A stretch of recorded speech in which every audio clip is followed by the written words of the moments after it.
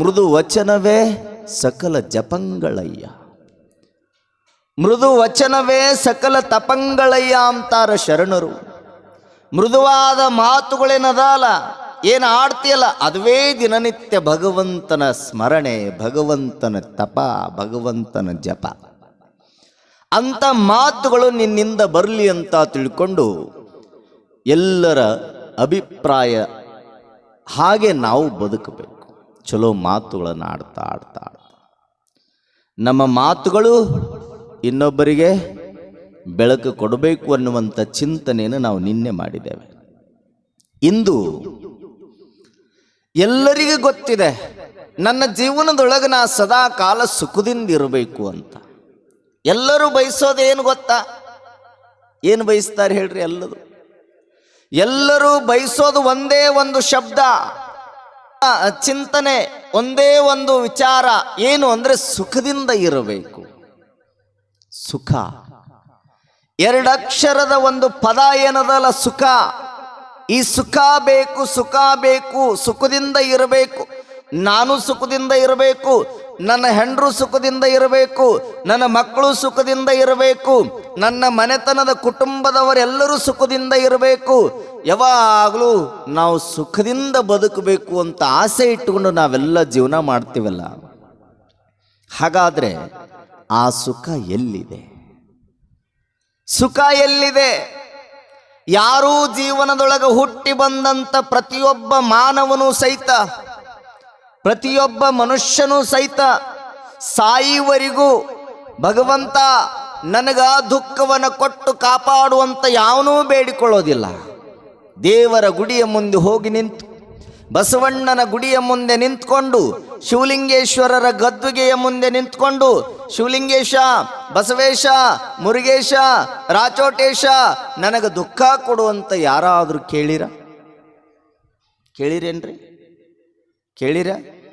ಕೇಳಕ್ ಸಾಧ್ಯ ಇಲ್ಲ. ಯಾಕೆ? ಮನುಷ್ಯನಿಗೆ ದುಃಖ ಬೇಕಾಗಿಲ್ಲ, ಸದಾಕಾಲ ಸುಖ ಬೇಕು. ಸುಖವೇ ನಮಗೆ ಸರ್ವಸ್ವ ಅನ್ನುವಂಥ ಭಾವ, ಸುಖವೇ ನಮಗೆ ಜೀವನ. ಸುಖದಿಂದ ಇರೋದೇ ನಮ್ಮ ಈ ಜೀವನಕ್ಕೆ ಒಂದು ಅರ್ಥ ಅನ್ನುವಂಥದ್ದನ್ನು ನಾವು ತಿಳ್ಕೊಂಡಿವೆಲ್ಲ. ಶರಣರು ಸುಖವನ್ನು ಅಷ್ಟೇ ಬಯಸಲಿಲ್ಲ. ಶರಣರು ಏನು ಬಯಸಿದ್ರು ಅಂದ್ರ, ಸುಖ ಬಂದರೂ ಭಗವಂತನ ಧ್ಯಾನ ಇರಲಿ, ದುಃಖ ಬಂದರೂ ಭಗವಂತನ ಧ್ಯಾನ ಇರಲಿ, ಸುಖ ದುಃಖಗಳನ್ನು ಎರಡೂ ಒಂದೇ ಅನ್ನುವಂಥ ಭಾವದೊಳಗೆ ಬದುಕಿದವರು ಕಲ್ಯಾಣದ ಶರಣರು. ನಾವ್ಯಾರೂ ದುಃಖವನ್ನು ಅಪೇಕ್ಷೆ ಪಡೋದಿಲ್ಲ. ಹಾಗಾದರೆ ಸುಖ ಎಲ್ಲಿದೆ? ಯಾವುದ್ರೊಳಗೆ ಸುಖ ಇದೆ? ಎಲ್ಲಿ ಸುಖ ಸಿಗುತ್ತದೆ? ಯಾವುದರಿಂದ ಸುಖ ದೊರೀತದೆ? ಸುಖ ಎಷ್ಟು ಪ್ರಕಾರ ಅಂತ ನಾವೆಲ್ಲ ಚಿಂತನೆಯನ್ನು ಮಾಡಬೇಕು. ಒಂದಿಷ್ಟು ಬರೀ ಸುಖ ಬೇಕು ಅಂತ ಅಲ್ಲ. ಸುಖ ಎಲ್ಲಿದೆ? ಏನು ಭೌತಿಕವಾದ ಮನೆಯೊಳಗ ಲಕ್ಷ ನೋಟುಗಳ ಕಟ್ಟನಿಟ್ರೆ ಸುಖ ದೊರೆಯುತ್ತೇನು? 1000 ಎಕರೆ ಭೂಮಿಯನ್ನು ನಾನು ನನ್ನ ಹೆಸರಿನೊಳಗ ಮಾಡಿಕೊಂಡ್ರೆ ಸುಖ ಸಿಗುತ್ತೇನು? ಸುಂದರವಾದ ಹೆಣ್ಣನ್ನ ಮದುವೆ ಮಾಡಿಕೊಂಡ್ರೆ ಸುಖ ದೊರೀತೇನು? ಮಹಡಿ ಮೇಲೆ ಮಹಡಿಯನ್ನ ಕಟ್ಟಿದರೆ ಸುಖ ಸಿಗುತ್ತೇನು? ಕೆಲವಿಷ್ಟು ಪ್ರಶ್ನೆಗಳನ್ನು ನಾವು ಹಾಕ್ಕೋಬೇಕು. ಎಲ್ಲಿದೆ ಸುಖ? ಇಲ್ಲಪ್ಪ, ನಮ್ಮ ಮನೆಯೊಳಗೆ ಸುಖ ಇಲ್ಲ, ಇಲ್ಲೇ ಬಜಾರ್ಕ್ಕೆ ಹೋಗಿ 1 kg ಯಾರ ಅಂಗಡಿಯಾಗಾರ ಸುಖ ಖರೀದಿ ಮಾಡಿಕೊಂಡು ಬಂದ್ಬಿಡೋಣ ಅಂತ ಹೋದ್ರೆ ಖರೀದಿ ಮಾಡಲಿಕ್ಕೆ ಸುಖ ಸಿಗುತ್ತದೇನು? ಇಲ್ಲ.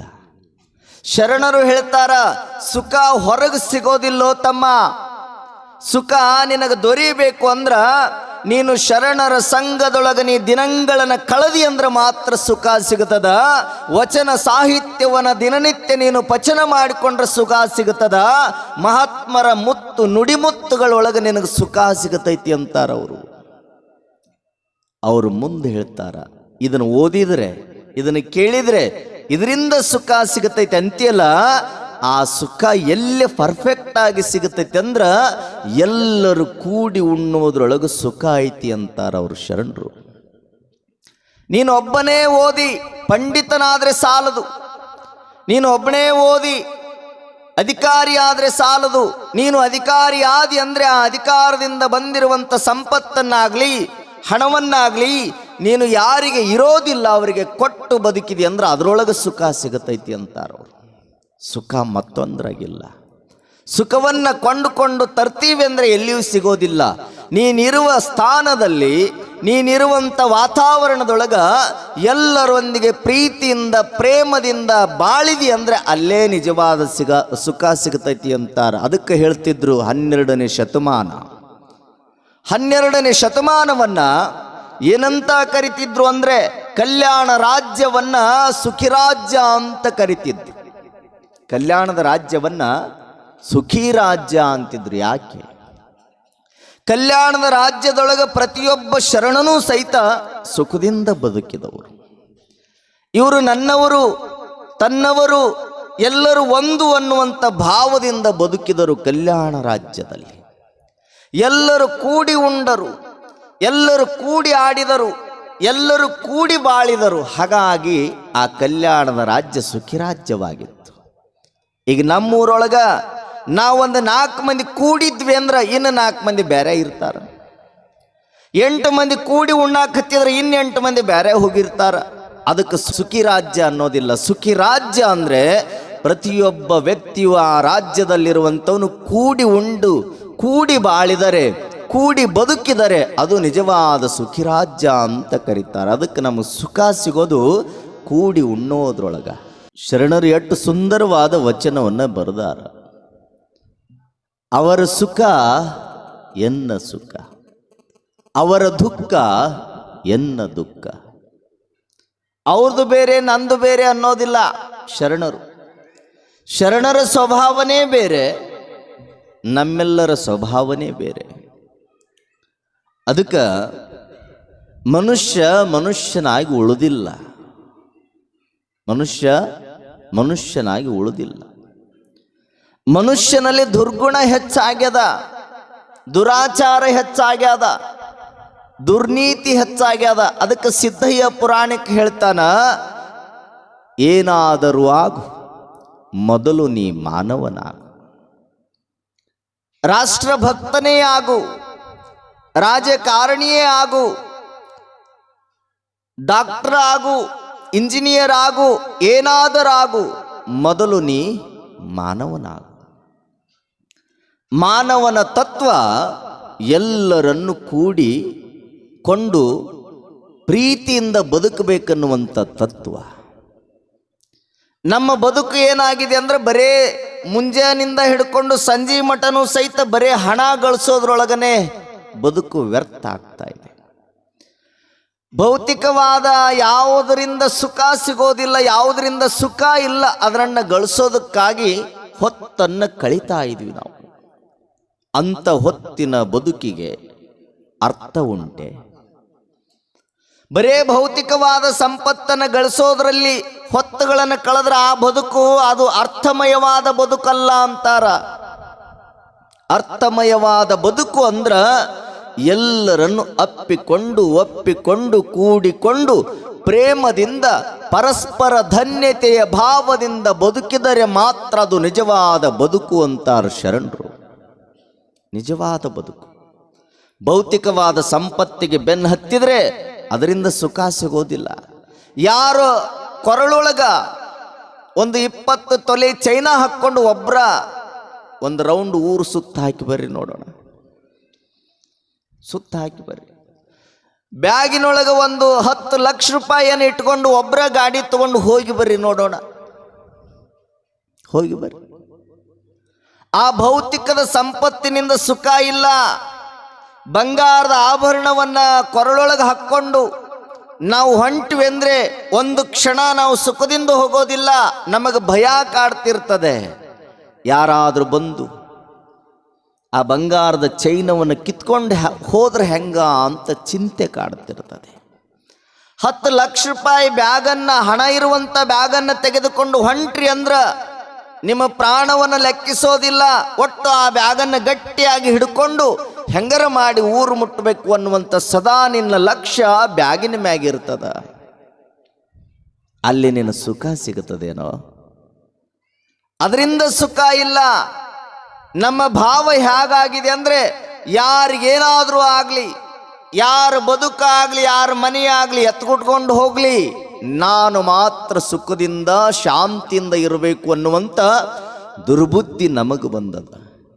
ನಮ್ಮ ಮನೆಯ ಪಕ್ಕದಲ್ಲಿರುವಂಥವರು ಹಾಳಾಗಿ ಹೋಗ್ಲಿ, ಹತ್ತಿ ಬಿತ್ಕೊಂಡು ಹೋಗ್ಲಿ, ಏನಾರ ಆಗಲಿ, ನಾನು ನನ್ನ ಮನೆ ಮಾತ್ರ ಸುಖದಿಂದ ಶಾಂತಿಯಿಂದ ಇರಲಿ ಅನ್ನುವಂಥ ಮನೋಭಾವ ನಮ್ಮದಾಗಿದೆ.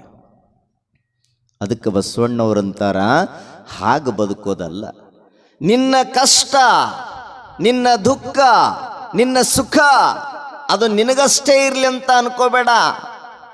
ನೀನು ಕಷ್ಟವನ್ನು ಇಷ್ಟಪಟ್ಟು ಸ್ವೀಕಾರ ಮಾಡೋದಿಲ್ಲ, ಬರೀ ಸುಖವನ್ನೇ ಸ್ವೀಕಾರ ಮಾಡ್ತೀಯ. ಆದರೆ ಮಂದಿಯವರಿಗೆ, ಬೇರೆಯವರಿಗೆ ಅವರಿಗೆ ಸದಾಕಾಲ ದುಃಖ ಇರಲಿ ಅಂತ ನಾವು ಆಸೆ ಪಡ್ತೀವಲ್ಲ, ಆ ಸ್ವಭಾವ ನಿನ್ನಲ್ಲಿ ಬರಬಾರದು.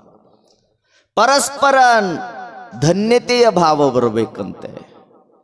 ಹೂ ಬಳ್ಳಿಗಳ ಭಾವ, ಮರ ಬಳ್ಳಿಗಳ ಸ್ವಭಾವ, ಮಣ್ಣು ನೀರಿನ ಸ್ವಭಾವ, ಹಳ್ಳ ಕೊಳ್ಳಗಳ ಸ್ವಭಾವ, ಹಿಂಗ ಒಂದೊಂದರ ಭಾವ ನಮ್ಮಲ್ಲಿ ಮೂಡಬೇಕು.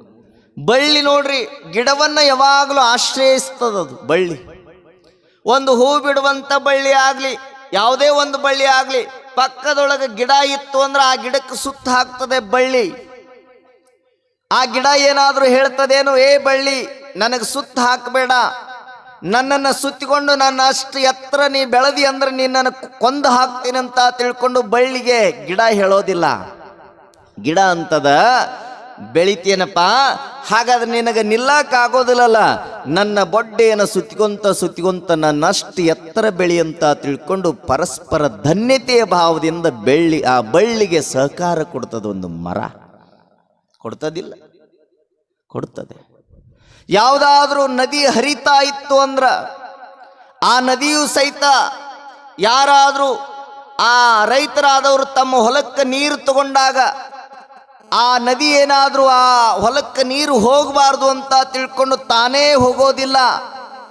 ಹೊಲಕ್ಕೆ ಹೋಗಿ ಒಂದಿಷ್ಟು ಕಾಳು ಕಡಿಗಳನ್ನು ಬೆಳೆಗಳನ್ನು ಬೆಳ್ಕೊಳ್ತಾನ ರೈತ. ಅಂದ್ರ ನನ್ನ ನೀರನ್ನು ಉಪಯೋಗ ಮಾಡಿಕೊಳ್ಳಲಿ ಅಂತ ತಿಳ್ಕೊಂಡು ಭೂಮಿಗೆ ನೀರು ಹಾಸಿದರೆ ಆ ನದಿ ಖುಷಿ ಪಡ್ತದೆ.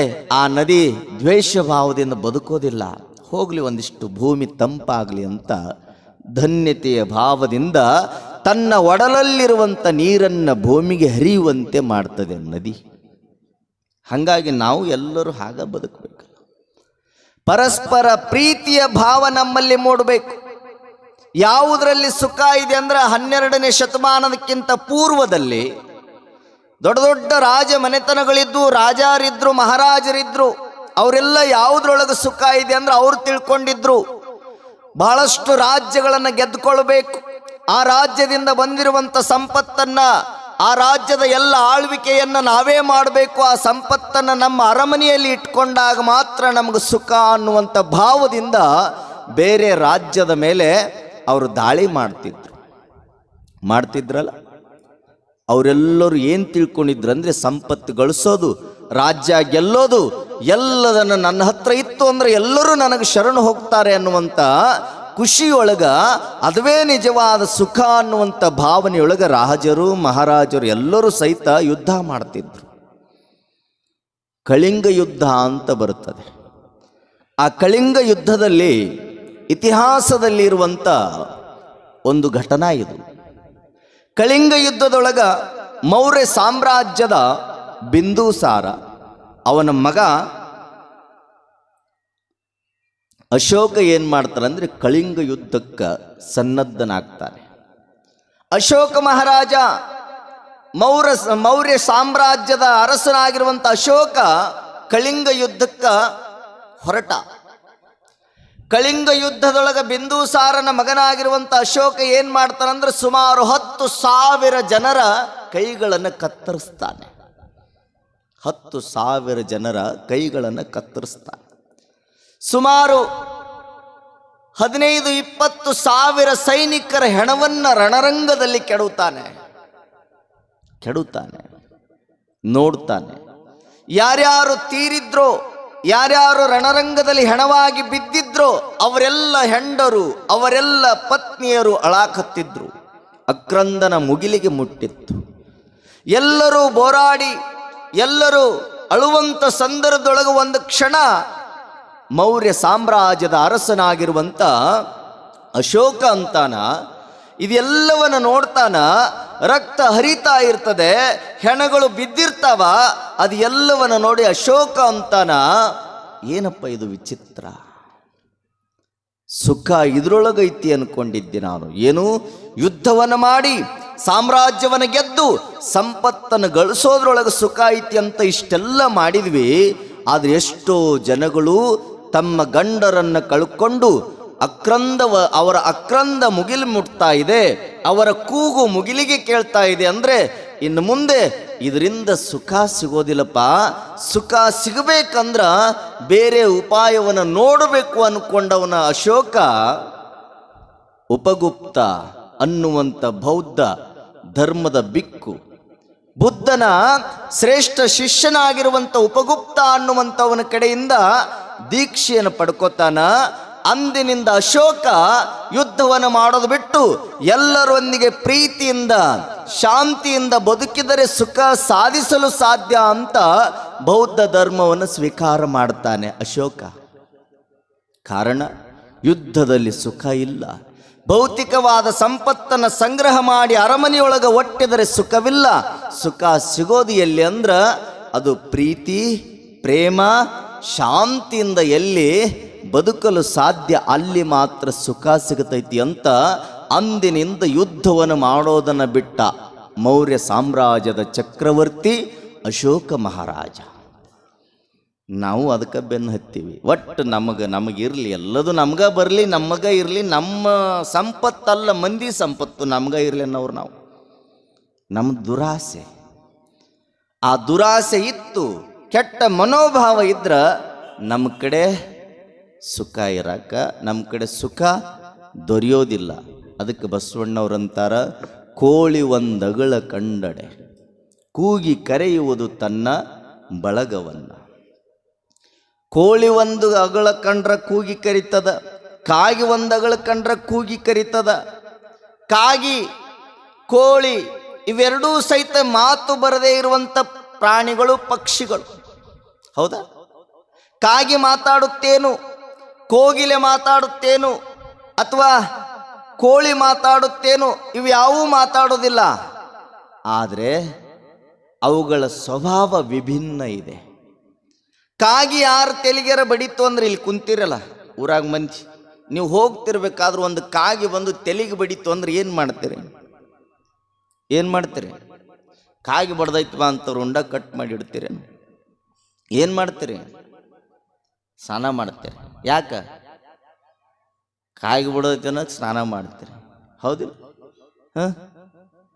ಏನು ಮಾಡ್ತೀರಿ? ಏನೂ ಮಾಡೋದಿಲ್ಲ. ನೀವು ಕಾಗಿ ಏನಾರ ತೆಲಿಗೆ ಬಡೀತು ಅಂದ್ರೆ ಸಾಕು.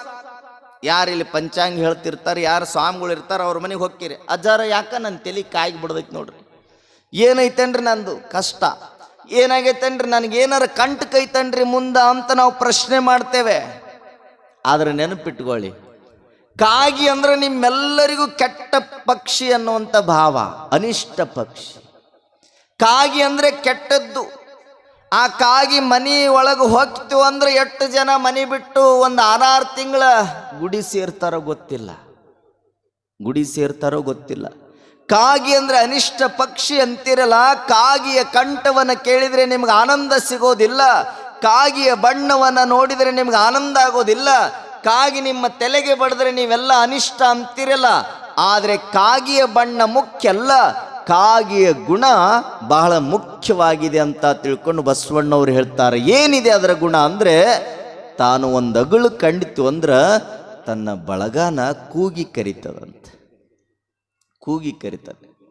ಎಲ್ಲರ ನೀವು ಅನ್ನ ಚೆಲ್ಲಿದ್ರೆ ಸಾಕು, ಕಾಗಿ ಒಂದೇ ಬಂದು ತಾನು ಹೊಟ್ಟೆ ತುಂಬ ತಿಂತ್ಕೊಂಡು ಮತ್ತೆ ಉಳಿದದ್ದನ್ನು ತಗೊಂಡು ಹೋಗಿ ಸ್ಟಾಕ್ ಮಾಡಿಕೊಂಡು ಅದು ಏನು ಮಾಡ್ತದಂದ್ರೆ ತಿನ್ನೋದಿಲ್ಲ.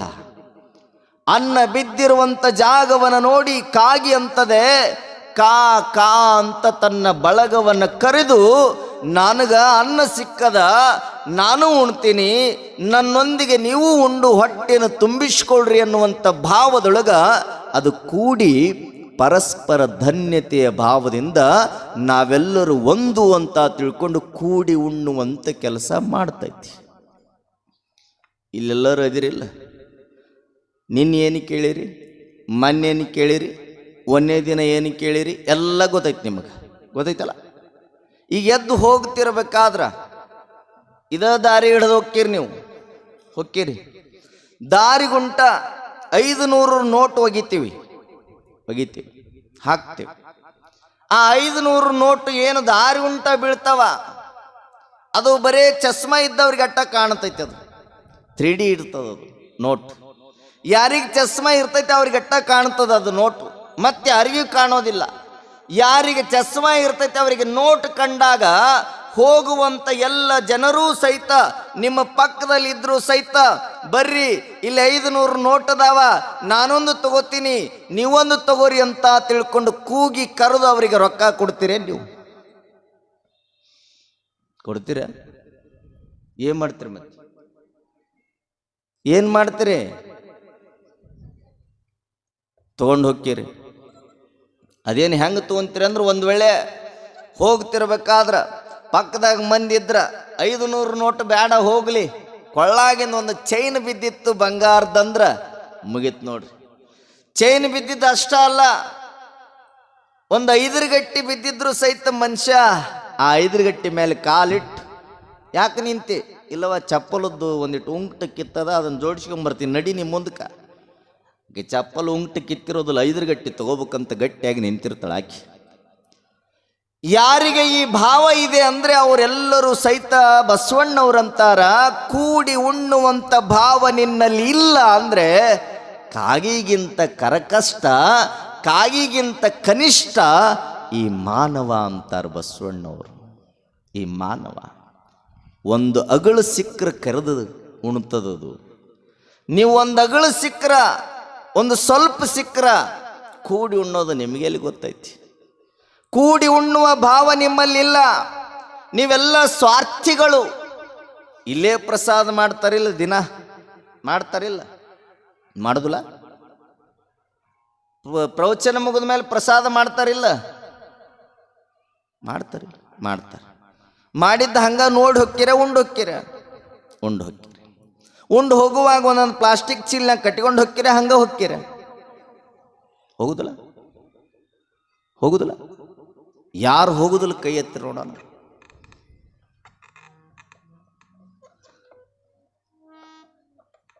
ಈ ಪ್ರಸಾದ ಒಂದಿಟ್ಟು ಮನೆಗೆ ಒಯ್ತೀವ್ರಿ, ಮನ್ಯಾಗ ನಮ್ಮ ಅತ್ತೆ ಅದಾಳ, ನಮ್ಮ ಅಜ್ಜ ಅದಾನ, ನಮ್ಮ ಅವ್ವ ಅದಾಳ, ನನ್ನ ಮಕ್ಕಳದಾವಂತ ಯಾರು ಒಯ್ದುಲ್ಲ.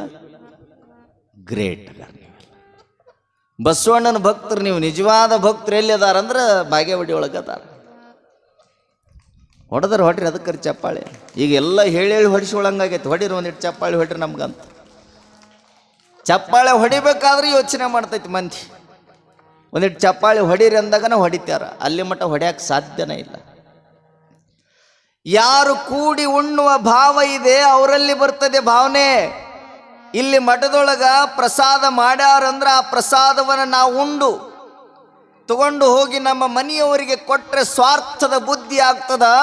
ಮತ್ತೊಬ್ಬ ಅವ ಭಕ್ತ ಬಂದು ಮಠದೊಳಗೆ ಉಂಡು ಹೋದ್ರ ಅದೇ ನಮಗೆ ಪುಣ್ಯ ದೊರೀತದ ಅನ್ನುವಂಥ ಭಾವದೊಳಗೆ ಮಠದಾಗಿರುವಂಥ ಪ್ರಸಾದವನ್ನು ನೀವು ಉಂಡು ಮನೆಗೆ ಹೋದು ತಗೊಂಡು ಹೋಗಿ ಮನೆಯವರಿಗೆ ಕೊಟ್ಟರೆ ಅದು ಒಳ್ಳೆ ಭಾವ ಅಲ್ಲ. ಇದು ಕೂಡಿ ಉಣ್ಣುವ ಭಾವ ನಿಮ್ಮದಾಗೋದಿಲ್ಲ. ನೀವು ಕೋಳಿಗಿಂತ ಕರಕಷ್ಟ, ಕಾಗಿಕ್ಕಿಂತ ಕರಕಷ್ಟ ಆಗಿಬಿಡ್ತೀರಿ. ಕೋಳಿ ಒಂದು ಅಗಳ ಕಂಡರೆ, ಕೋಳಿ ತಿಪ್ಪ್ಯಾಗ ಒಂದು ಜ್ವಾಳದ ಕಾಳು ಕಂಡ್ರ ಕುಕುಕೋ ಅಂತ ಕೂಗಿ ಎಲ್ಲರನ್ನ ಕರಿತದ. ಕರೆದು ಬಿಟ್ಟು ಏನು ಮಾಡ್ತದೆ ಅಂದರೆ ಆ ತಿಪ್ಪೆಯನ್ನು ಕೆದರ್ತದೆ ಕೋಳಿ. ತಿಪ್ಪೆಯನ್ನು ಕೆದರುವಾಗ ಜೋಳದ ಕಾಳುಗಳೇನಾದ್ರೂ ಕಂಡ್ರೆ, ಇಲ್ಲಿ ಜೋಳದ ಕಾಳದವ, ಇವತ್ತು ಉಣ್ಣೋಣ, ನಾಳೆಗೆ ಊಟ ಮಾಡೋಣ, ಈ ತಿಪ್ಪೆಯನ್ನು ಯಾರಿಗೂ ತೋರಿಸೋದು ಬೇಡ, ನನಗಾಗೆ ಇರಲಿ ಅಂತ ತಿಳ್ಕೊಂಡು ಕೋಳಿ ಬದುಕೋದಿಲ್ಲ. ಕೋಳಿ ಏನು ಮಾಡ್ತದಂದ್ರೆ ಆ ಜೋಳದ ಕಾಳುಗಳನ್ನು ಕಂಡಾಗ ತಿಪ್ಪೆಯನ್ನು ಕೆದರಿ ನೋಡುವಾಗ ಬಹಳಷ್ಟು ಕಾಳುಗಳು ಕಂಡ್ರೆ ಕೋಳಿ ತನ್ನ ಎಲ್ಲ ಬಳಗ ಕರಿತದಂತೆ, ಬರ್ರಿಪಾ ಈ ತಿಪ್ಪಿಯೊಳಗೆ ಜೋಳದವ, ಈ ತಿಪ್ಪಿಯೊಳಗೆ ಕಾಳುಗಳದಾವ, ನಾನು ತಿಂತೀನಿ, ನೀವು ತಿನ್ರಿ ಅಂತ ತಿಳ್ಕೊಂಡು ಕರೆದು ತನ್ನ ಪಾಲಿನ ಅನ್ನವನ್ನ ಮತ್ತೊಬ್ಬರಿಗೆ ಕೊಟ್ಟು ತಾನೂ ಉಣ್ತದೆ, ಇನ್ನೊಬ್ಬರನ್ನು ಉಣಿಸ್ತದೆ. ಅದು ನಿಜವಾದ ತತ್ವ ಅಂತಾರೆ ಶರಣರು. ನೀನು ಉಣ್ಣು, ನಿನ್ನೊಂದಿಗೆ ಇನ್ನೊಬ್ಬರಿಗೂ ಉಣಿಸು. ಜೋಳ ನಾವು ಹೆಂಗಿರ್ಬೇಕಂದ್ರೆ ಜೋಳದಂಗಿರ್ಬೇಕಂತ. ನಾವು ಹೆಂಗಿರ್ಬೇಕಂದ್ರೆ ಜೋಳದ ಕಾಳಿನಂಗ ಎಷ್ಟು ಕಷ್ಟ ಬಂದರೂ ಸಹಿತ ಚಿಂತೆ ಮಾಡಬಾರ್ದು. ನೋಡ್ರಿ, ನೀವು ಜೋಳ ಬೆಳಿತೀರಿ, ನೀವು ಊರಾಗ ಬೆಳೆದಿಲ್ಲ, ಬೆಳಿತೀರಿ. ಆ ಜೋಳಗಳನ್ನು ಬೆಳಿಬೇಕಾದ್ರೆ ಊರಿಸ್ತೀರಿ ಅಥವಾ ಬಿತ್ತುತ್ತೀರಿ. ಆ ಜೋಳಗಳನ್ನು ಬಿತ್ತಿದ ಮೇಲೆ ರೊಟ್ಟಿ ಎದರಿಂದ ಅಕ್ಕದ?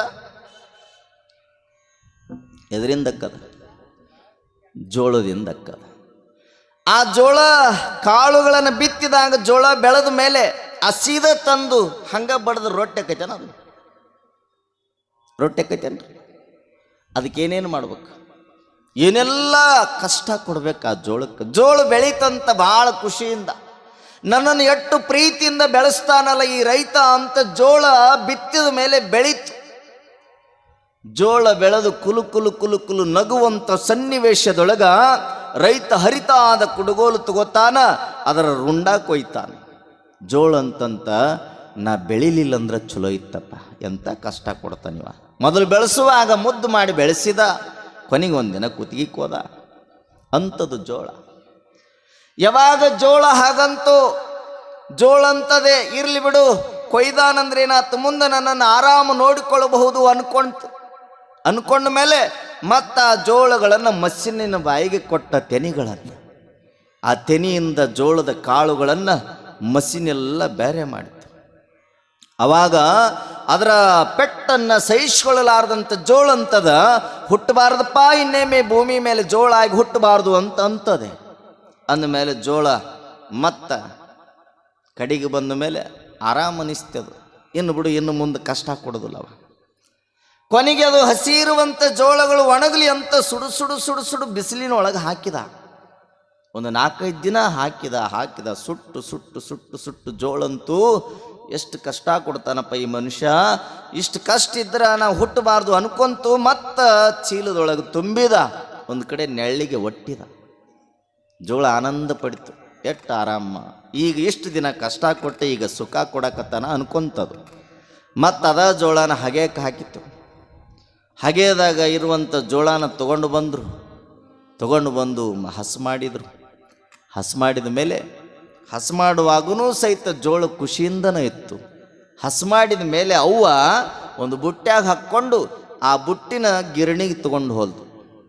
ಸುಂದರವಾದ ಕಾಳುಗಳೇನಿದ್ವಲ್ಲ, ಆ ಕಾಳುಗಳಂದು ನಾವೆಷ್ಟು ಚಲೋ ಇದ್ವಿ, ಗಿರಣ್ಯಾಗ ಹೋಗಿ ಹಾಕಾಕತ್ತಾರೆ, ಗಿರಣಿಯೊಳಗೆ ನಮ್ಮನ್ನ ಪುಡಿ ಮಾಡಿಬಿಡ್ತೈತಿ ಅಂತ ಅಂದ್ಕೊಂಡು ಕಷ್ಟವನ್ನು ಸಹಿಸ್ಕೊಂಡು ಮತ್ತೇನಾತಂದ್ರೆ ಹಿಟ್ಟಾಗಿ ಬಿತ್ತದು. ಹಿಟ್ಟಾದ ಮೇಲೆ ಮನೆಗೆ ತಗೊಂಡು ಬರ್ತಾಳೆ ಅವ್ವ.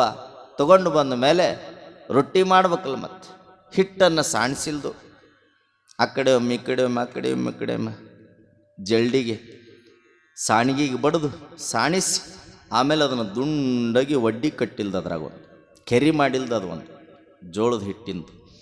ಅದ್ರಾಗ ಹೋದಾಡುವಂಥ ನೀರು ಹಾಕಿಲ್ದು ರೊಟ್ಟಿ, ಆ ಜೋಳ ಅಂತಂತ ಎಂಥ ಶಿಕ್ಷೆ ಕೊಡ್ತಾರೋ ಮರ ಇವರು. ಅಂದಮೇಲೆ ಜೋಳ ಇಷ್ಟು ಶಿಕ್ಷೆಯನ್ನು ಅನುಭವಿಸ್ತೀನಲ್ಲ, ನನಗೆ ಖುಷಿ ಇಲ್ಲ, ನನಗೆ ದುಃಖ ಇದೆ. ಎಷ್ಟು ಶಿಕ್ಷೆಯನ್ನು ಕೊಟ್ಟರೂ ಸಹಿತ ಸಹಿಸ್ಕೊಳ್ಳುವಂಥ ಸಾಮರ್ಥ್ಯ ನನ್ನಲ್ಲಿದೆ ಅಂತ ಸಹಿಸ್ಕೊತೀನಿ. ಈಗ ಆರಾಮಿರ್ತೀನಿ ಅಂದರೂ ಸಹಿತ ಮತ್ತೆ ಸುಡ ನೀರು ಹಾಕ್ತಾಳ, ಮತ್ತದನ್ನು ಕಲಿಸ್ತಾಳ, ನಾದುತ್ತಾಳ, ಮತ್ತೆ 2 ಕೈಯಿಂದ ದಬ ಬೆನ್ನ ಮೇಲೆ ಬಡಿತಾಳ. ಬಡಿದ್ರೂ ಸಹಿತ ಸಹಿಸ್ಕೊಂಡೆ. ಕೊನೆಗೆ ಅದೇ ರೊಟ್ಟಿಯನ್ನು ತಗೊಂಡು ಸುಡ ಹಂಚಿನಾಗ ಹಾಕಿದ್ದು. ಎಂಥ ಪರಿಸ್ಥಿತಿಯಪ್ಪ ನಂದು ಅಂತು ಜೋಳ. ಯಾವಾಗ ಸುಡು ತೆವೆ ಮೇಲೆ ಹಾಕಿಲ್ದೋ ಜೋಳ ಕಷ್ಟವನ್ನು ಸಹಿಸ್ಕೊಳ್ಳಾರ್ದೆ, ನನಗೊಟ್ಟ ಸುಖ ಇಲ್ಲಪ್ಪ, ಜೀವನ ಪರ್ಯಂತರ ಕಷ್ಟದೊಳಗನೇ ಬರಬೇಕಲ್ಲ ಅನ್ಕೊಂಡು ನೋವಿನೊಳಗ ರೊಟ್ಟಿ ಹಂಚಿನೊಳಗ ತೆವೆಯೊಳಗ ಬೇಯಾಕ್ ಹತ್ತಿತ್ತಲ್ಲ, ತಾಯಿ ಏನು ಮಾಡ್ತಾಳಂದ್ರೆ ಒಂದು ಮೆತ್ತನ ಬಟ್ಟೆ ತಗೊಂಡು ಒಂದಿಷ್ಟು ತಣ್ಣೀರಾಗಿ ಎದ್ದಿ ಆ ರೊಟ್ಟಿ ಮೇಲೆ ಹಿಂಗೆ ಸೌರ್ತಾಳ.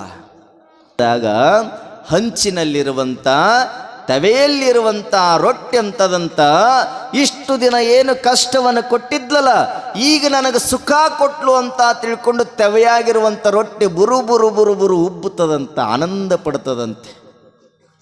ಆ ಜೋಳ ಅಷ್ಟೆಲ್ಲ ಕಷ್ಟವನ್ನು ಕೊಟ್ಟರೂ ಸಹಿತ ಕೊನೆಗೊಂದು ದಿನ ಸುಖ ಯಾವಾಗ ದೊರೀತದಂದ್ರೆ, ತಾಯಿಯ ಮೆತ್ತನ ಬಟ್ಟೆಯಿಂದ ತಣ್ಣೀರನ್ನು ಯಾವಾಗ ಸುತ್ತಲೂ ಹಚ್ತಾಳ ಅವಾಗ ಆನಂದ ಪಡ್ತದಲ್ಲ.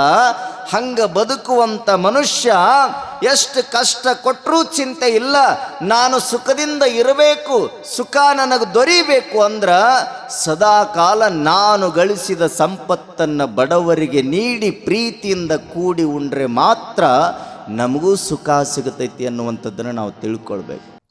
ಇಲ್ಲಿ ಬಸವಣ್ಣವ್ರು ಹೇಳ್ತಾರೆ, ಕೂಡಿ ಉಣ್ಣೋದ್ರೊಳಗೆ ಸುಖ ಇದೆ. ಸುಖ ಸಿಗೋದು ಎಲ್ಲಿ ಅಂದರೆ ಎಲ್ಲರೂ ಪ್ರೀತಿಯಿಂದ ಒಂದು ಜಾಗದಾಗ ಬದುಕೋದ್ರಲ್ಲಿ.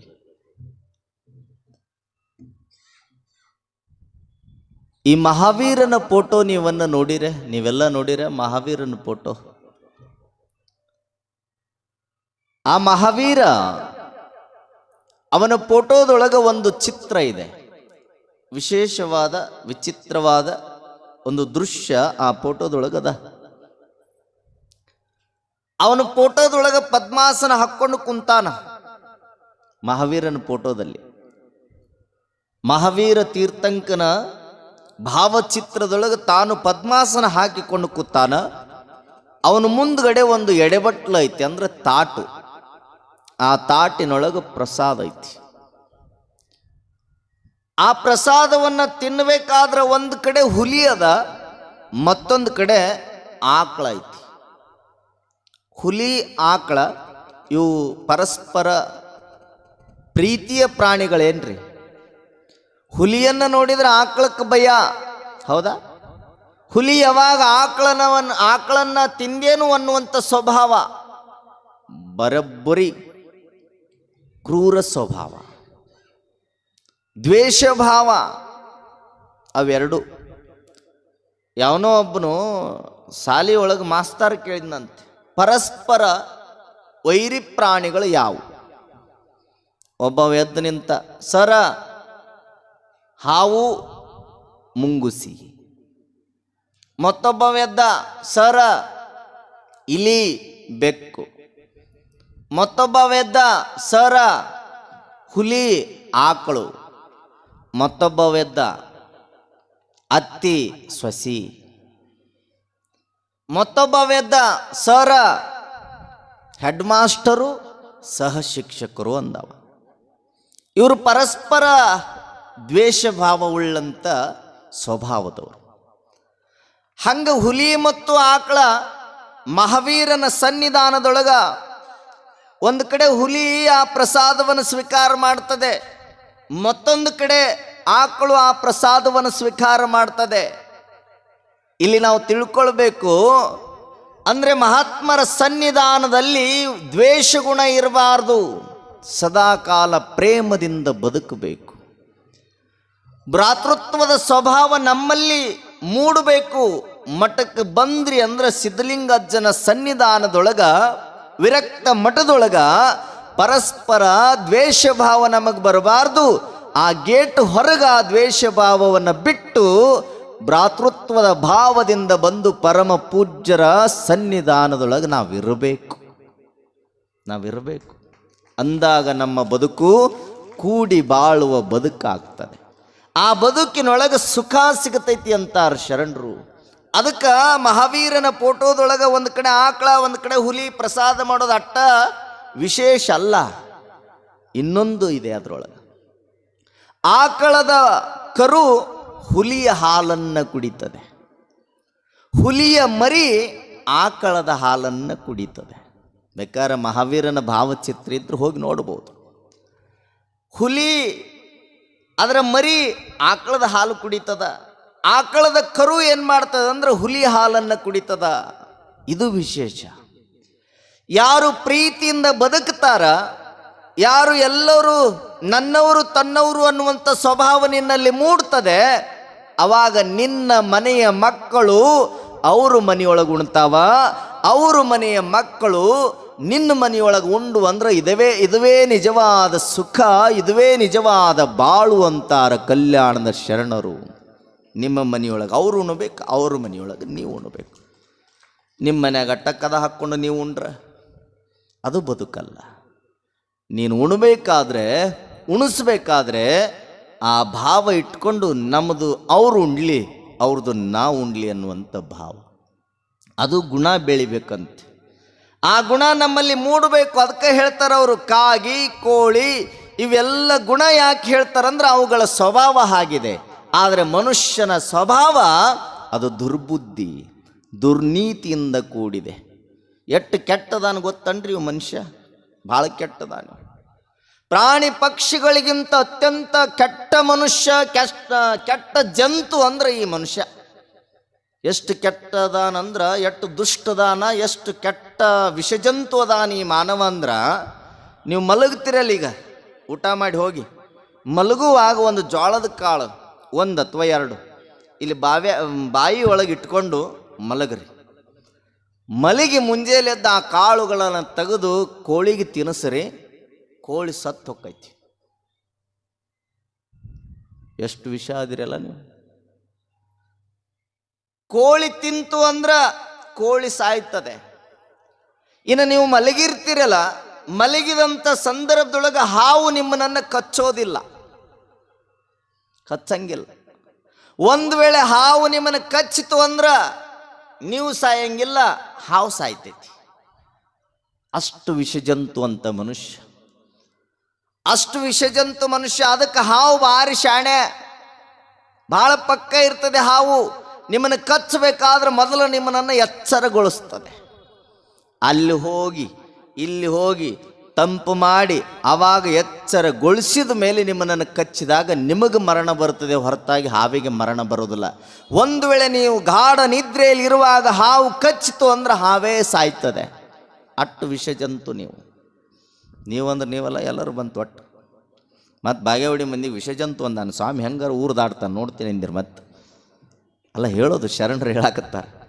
ಅದಕ್ಕೆ ಈಗ ಸಣ್ಣ ಮಕ್ಕಳು ಇರ್ತಾವೆ, ನಿಮ್ಮ ಮನ್ಯಾಗ ಇರ್ತಾವಲ್ಲ, ಸಣ್ಣ ಅಂದ್ರೆ ಈಗ ಹಾಲು ಕುಡಿಯುವಂಥ ಮಕ್ಕಳು. ಹಾಲು ಕುಡಿಬೇಕಾದ್ರೆ ಈ ತಾಯಿ ಎದೆ ಹಾಲನ್ನು ಬಿಟ್ಟ ಮೇಲೆ ಬಾಟ್ಲಿ ಹಾಲು ಕುಡಿಸ್ತೀರಿ ನೀವೆಲ್ಲ. ಅದಕ್ಕಿಂತ ಮುಂಚೆ ಈಗೇನು ಸಣ್ಣವರಿದ್ದಾಗ ಬಾಟ್ಲಿ ಹಾಲು ಕುಡಿಸ್ತೀರಿ, ಅವು ಮುಂದೆ ದೊಡ್ಡ ದೊಡ್ಡ ಬಾಟ್ಲಿ ಹಿಡಿಯೋಕೆ ಚಲೋ ಮಾಡ್ತಾವೆ. ಅದಕ್ಕೆ ತಾಯಿಯಂದ್ರೆ ಎಂದೂ ಸಹಿತ ಬಾಟ್ಲಿ ಹಾಲನ್ನು ಕೊಡಬೇಡ್ರಿ. ಪಾಕೆಟ್ ಹಾಲು ಕೊಟ್ರಿ ಅಂದ್ರೆ ಮುಂದೆ 30 ರೂಪಾಯಿ ಪಾಕೆಟ್ ಹಿಡ್ಕೊಂಡು ಓಣಿ ತುಂಬ ಒದರಾಡಕ್ಕೆ ಚಲೋ ಮಾಡ್ತಾವೆ. ಅಂಥ ಹಾಲುಗಳನ್ನು ಕುಡಿಸ್ಬೇಕಾದ್ರೆ ಮೊದಲು ತಾಯಿಯಂದ್ರೆ ಸ್ವಲ್ಪ ಹಾಲು ಬೆಚ್ಚಗೆ ಮಾಡಿ ಅದರೊಳಗೆ ಸಕ್ಕರೆ ಹಾಕಿ ಹಿಂಗೆ ಸ್ಪೂನಿಲಿ ಕಲಿಸಿ ಆ ಹಾಲನ್ನು ಆ ಮಗುವಿಗೆ ಹಾಕ್ತಿದ್ರು. ಹಾಕಿರಿ ನೀವೆಲ್ಲ? ಹಾಕಿರಿ, ಗೊತ್ತೈತಲ್ಲ. ಆ ಹಾಲಿನೊಳಗೆ ಒಂದು ನೊಣ ಬಿದ್ದರೆ ಏನು ಮಾಡ್ತೀರಿ? ಏನು ಮಾಡ್ತೀರಿ? ಏನು ಮಾಡ್ತೀವ್ರಿ ಅಜ್ಜಾರ? ತೆಗೆದು ಹೋಗೋದು ಚಾ ಮಾಡ್ಕೊಂಡು ಕುಡಿತೀವ್ರಿ. ಹಾಂ, ಏನು ಮಾಡ್ತೀರಿ? ಸ್ವಲ್ಪ ಮಾತಾಡ್ರಿ. ಇವತ್ತು ಮಾತಾಡೋ ಮಟ್ಟ 12 ಆಗಲಿ, ಅದು ಬಿಡೋದಿಲ್ಲ. ಏನು ಮಾಡ್ತೀರಿ? ಹಾಲು ಚಲ್ತೀರಿ, ಖರೆ ರೀ? ಹಾಂ, ಯಾಕೆ ಚಲ್ತೀರಿ? ನೊಣ ಬಿದ್ದೈತಿ. ನೊಣ ಏನ್ರಿ ನಿಮ್ಮ ದೃಷ್ಟಿಯೊಳಗೆ? ವಿಷ, ಹೌದಾ? ಆ ನೊಣ ಬಿದ್ದಿರುವಂಥ ಹಾಲನ್ನು ಮಗುವಿಗೆ ಯಾಕೆ ಕುಡಿಸೋದಿಲ್ಲ ನೀವಂದ್ರೆ, ಮಗು ಸಣ್ಣದದ, ಆ ಹಾಲು ಕುಡಿಸಿದ್ರೆ ಮಗುವಿನ ಹೊಟ್ಟೆ ಕೆಟ್ಟು ಮಗುವಿಗೆ ಏನಾದರೂ ಅನಾರೋಗ್ಯ ಆಗ್ಬೋದು ಅಂತ ಚಲ್ತೀರಿ. ಚೆಲ್ಲವ್ರು ಚಲ್ತಾರೆ, ಚೆಲ್ಲಾರ್ದವರು ಸ್ವಲ್ಪ ಅದ್ರಾಗ ಭಸ್ಮ ಉದರಿಸಿ ಕುಡಿಯೋರು ಅದಾರ ಮಂದಿ ಅದಾರ. ಆ ಹಾಲನ್ನು ಚಲ್ತೀರಿ. ಆ ನೊಣನ ಒಂದು ತಿಂದು ಬದುಕ್ತೈತಿ. ಯಾವುದ್ರಿ? ಯಾವ್ದು ತಿಂತೈತಿ ನೊಣನ? ಹಲ್ಲಿ. ಆ ಹಲ್ಲಿ ಏನಾರ ಅಡಿಗೆ ಮಾಡಿರ್ತಾರಲ್ಲ, ಅದ್ರೊಳಗೆ ಬಿದ್ರ ಉಣ್ತೀರೋ ಚಲ್ತಿರೋ? ಯಾಕ್ರಿ? ನೀವು ಅದು ಯಾವುದೋ ಒಂದು ಯಾವ್ದ್ರಿ ಅದು ಮಾಲಾಸಿರೋದೊಂದು ಪಿಕ್ಚರ್ ಐತಲ್ಲ, ಗೃಹ ಪ್ರವೇಶನ, ಅದ್ರಾಗ ಹಲ್ಲಿ ಬೀಳ್ತದ. ಆ ಹಲ್ಲಿ ಬಿದ್ರೆ ಆ ಪಾಯಸ ಉಣ್ಣೋದಿಲ್ಲ. ಯಾಕ್ರಿ? ನಮ್ಮ ಕಡೆ ಬಾಗೇವಾಡಿ ಮಂದಿ ಹಲ್ಲಾರ ಬೀಳ್ರಿ, ಏನಾರ ಬೀಳಿ ತೆಗೆದು ಹೋಗೋದು ಉಂಡು ಬರ್ತೀವ್ರಿ ಅಜ್ಜರ ಅಂತೀರೇನು? ಮತ್ತೆ ಯಾಕ? ವಿಷ. ವಿಷ ಹೋದಲ್ಲ. ಆ ಹಲ್ಲಿಯನ್ನು ಒಂದು ತಿಂದು ಬದುಕ್ತೈತಿ. ಯಾವುದ್ರಿ? ಕಪ್ಪೆ. ಆ ಕಪ್ಪೆ, ಆ ಕಪ್ಪಿಗೇನು ಇಲ್ಲಿ ಮಾಡಿಟ್ಟಾರಲ್ಲ ಪ್ರಸಾದ, ಜಿಕ್ಕೊಂತ ಜಿಕ್ಕೊಂತ ಜಿಕ್ಕೊಂತ ಅದ್ರಾಗ ಬಿದ್ರ ಎಷ್ಟು ಮಂದಿ ವಾಮಿಟ್ ಮಾಡ್ತೀರಿ ಏನು ಮಠದ ತುಂಬ? ಏಯಪ್ಪ ಅಂತಿರಲ್ಲ. ಆ ಕಪ್ಪಿಯನ್ನು ಒಂದು ತಿಂದು ಬದುಕ್ತೈತಿ. ಯಾವುದು? ಹಾವ. ಒಂದು ಯಾವ್ದಾರ ಅತ್ತಗಿಂದ ಬಂತಂದ್ರ ಎಷ್ಟು ಕುರ್ಚೇವ್ ಮುರಿತೇವ, ಎಷ್ಟು ಮಂದಿ ತಲೆ ಹೊಡಿತೇವ. ನಿನ್ನ ಪುರಾಣ ನಿನಗ ಇಟ್ಕ ಮರಯ್ಯ, ನಿನ್ನ ಪ್ರವಚನ ನಿನ್ನ ಇಟ್ಕ, ನಮಗೆ ಒಟ್ಟು ಜೀವ ಉಳಿಬೇಕಂತ ಎಟ್ಟೆಟ್ಟು ಮಂದಿ ಎದ್ದೆದ್ದು ಓಡೋಕ್ಕೋರೆ. ಹಾವಂದ್ರೆ ಹರ ಎಲ್ಲ ನಡುಗುತ್ತದೆ, ಈ ಧರೆಯೆಲ್ಲ ನಡುಗುತ್ತದೆ. ಅಂತ ಹಾವನ್ನು ಒಂದು ತಿಂದು ಬದುಕತೈತಿ. ಯಾವುದ್ರಿ? ಹದ್ದು. ಮತ್ತ ಹದ್ದು ತಿನ್ನಂಗಿಲ್ರಿ. ಹದ್ದು ಮ್ಯಾಲೆ ತಗೊಂಡು ಹೋಗಿ ತಿರುಗಿ ತಿರುಗಿ ತಿರುಗಿ ಎಸಿತದ, ಒಗಿತದ. ಇನ್ನು ಮುಂಗ್ಲಿ ತಿಂತದಂತಾರ, ಮುಂಗುಸಿ ತಿನ್ನಂಗಿಲ್ಲ. ಕಡ್ದು ಕಡ್ದು ಕಡ್ದು ತುಂಡು ಮಾಡಿ ಹೋಗಿಬಿಡ್ತದೆ. ಅದು ಕೋಪದೊಳಗೆ ಹಾವನ್ನ ಕಚ್ಚಿ ತುಂಡು ಮಾಡಿದ ಮೇಲೆ ರೋಷದಿಂದ ಹೋಗಿ ಒಂದು ಬೇರನ್ನ ಕಚ್ಚುತ್ತದ. ಅದ ಬೇರನ್ನ ಹಾವು ಕಡ್ದಾಗ ಬಳ್ಳಿ ಹಾಕ್ತಾರಂತಲ್ಲ, ಅದ ಬೇರೆ ಹಚ್ಚಿದಾಗ ಹಾವಿನ ನಂಜು ಇಳಿತಿರ್ತದೆ. ಹಾವು ತಿನ್ನೋದು ಯಾವುದಂದ್ರ ಏನ್ರಿ? ಕೋಳಿ. ಆ ಕೋಳಿನೂ ಒಂದು ತಿಂತೈತಿ ನೋಡ್ರಿ. ಯಾವುದದು? ಕೋಳಿನೂ ಒಂದು ತಿಂತೈತಿ. ಯಾವ್ದ? ಇವರಾಗ ಅದನ್ನ ಮಾಡ್ತೀರ? ಇಲ್ಲ. ಕೋಳಿಯನ್ನು ತಿಂದು ಬದುಕವ್ಯಾರು ಅಂದ್ರೆ ಮನುಷ್ಯ. ಅದಕ್ಕೆ ಅವರು ಬರೀತಾರೆ ಬಹಳ ಸುಂದರವಾದ ಮಾತನ್ನ. ಷಟ್ಪದಿಯ ನೊಣ ವಿಷವೆಂದರೆ ಚತುಷ್ಪದಿ ಹಲ್ಲಿ ನುಂಗಿ ಬದುಕಿತ್ತಯ್ಯ. ಚತುಷ್ಪದಿ ಹಲ್ಲಿ ವಿಷವೆಂದರೆ ನಿಷ್ಪದಿ ಹಾವು ನುಂಗಿ ಬದುಕಿತ್ತಯ್ಯ. ನಿಷ್ಪದಿ ಹಾವು ಘನ ವಿಷವೆಂದರೆ ದ್ವಿಪದಿಯ ಕೋಳಿ ನುಂಗಿ ಬದುಕಿತ್ತಯ್ಯ. ದ್ವಿಪದಿಯ ಕೋಳಿ ಮಹಾವಿಷವೆಂದರೆ ಅದನ್ನು ತಿಂದು ನಲಿದಾಡುವಂಥ ಮಾನವ ವಿಷಕ್ಕಿಂತ ವಿಷಜಂತು ನೋಡ ಅಂತೂ ರೇಷ ಅಂತ ಬರೀತಾರೆ. ವಿಷಕ್ಕಿಂತ ವಿಷಜಂತು ಅಂತ ಮನುಷ್ಯ. ಹಾವಿಂದೊಂದು, ಕಪ್ಪಿದೊಂದು, ನೊಣದ್ದೊಂದು, ಹಲ್ಲಿದೊಂದು, ಕೋಳಿದೊಂದು, ಎಲ್ಲ ವಿಷ ಸೇರಿ ಎಲ್ಲಿ ಸಂಗ್ರಹ ಆಗಿದೆ ಅಂದ್ರೆ ಅದು ಮನುಷ್ಯನಲ್ಲಿ.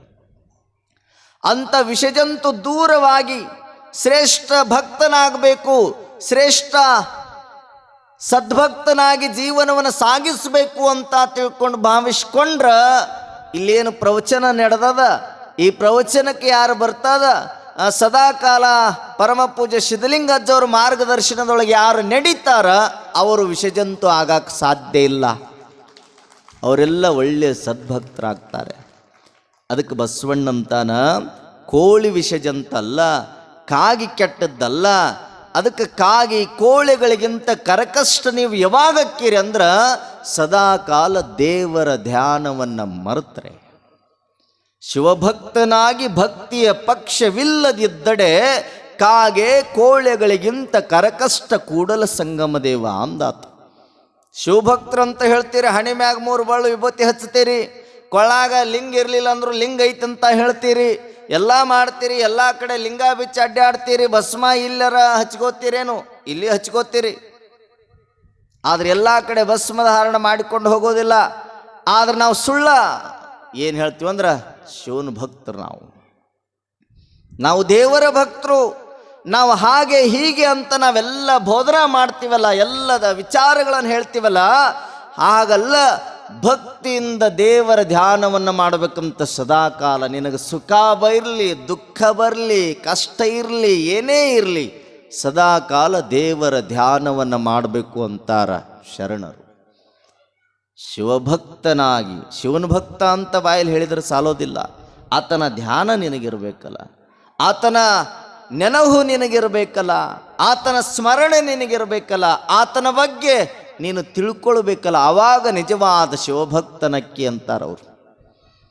ಅವ ಏನಾರ ಅದನ್ನು ತಿಳ್ಕೊಳ್ಳಿಲ್ಲ ಅಂದ್ರೆ, ನೀನು ಕಾಗೆ ಕೋಳಿಗಳಂತೆ ಬದುಕಲಿಲ್ಲ ಅಂದ್ರೆ ನೀನು ಆ ಪಕ್ಷಿಗಳಿಗಿಂತ, ಆ ಪ್ರಾಣಿಗಳಿಗಿಂತ ಕೆಟ್ಟ ಮಾನವನಾಗಿ ಈ ಭೂಮಿ ಮೇಲೆ ಬದುಕಿದಂಗ ಅಂತ ಶರಣರು ಹೇಳಿಕೊಂತ ಬರ್ತಾರಂದ್ರೆ ನಾವು ತಿಳ್ಕೊಳ್ಬೇಕು.